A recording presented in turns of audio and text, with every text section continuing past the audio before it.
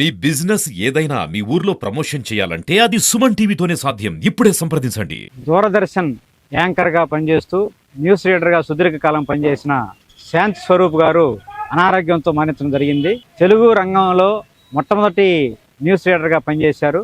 ఎంతటి విశ్లేషణాత్మక వార్తలైనా ఖచ్చితంగా సులభంగా అందరికీ అర్థమయ్యే పద్ధతుల్లో వినసొంపుగా వివరించడంలో వారిది ప్రత్యేకమైన శైలి.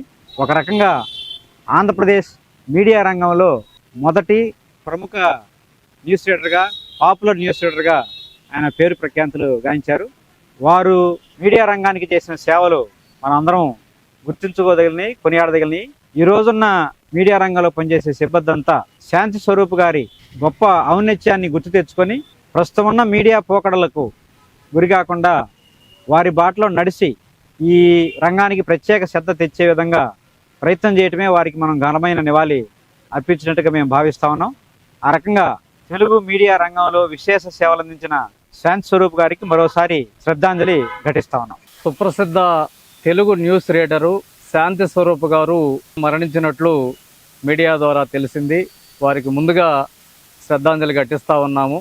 1983లో దూరదర్శన్లో తెలుగు వార్తలు చదివేటువంటి క్రమంలో మొదటిగా శాంతి స్వరూప్ గారిని చూడటం అనేది జరిగింది.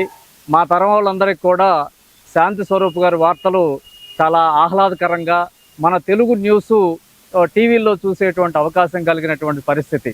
అటువంటి వ్యక్తి ఈరోజు మరణించడం అనేది చాలా బాధాకరమైనటువంటి విషయం. నిజానికి ఆ రోజుల్లో ఆయన వార్తలు చదువుతున్నట్టు ఉండేది కాదు, మనకి చెప్తున్నట్టు ఉండేది.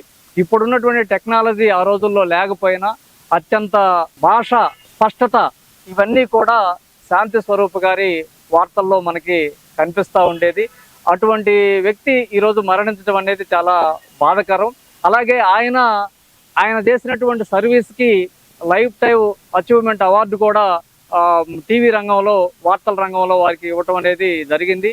అటువంటి విలువైనటువంటి వ్యక్తిని కోల్పోవటం అనేది మొత్తం మీడియా వర్గంలో కొంత బాధాకరమైన అంశంగా నేను భావిస్తా ఉన్నాను. మరొకసారి ఆయనకి శ్రద్ధాంజలి ఘటిస్తా ఉన్నాను. అందరికీ నమస్కారాలు.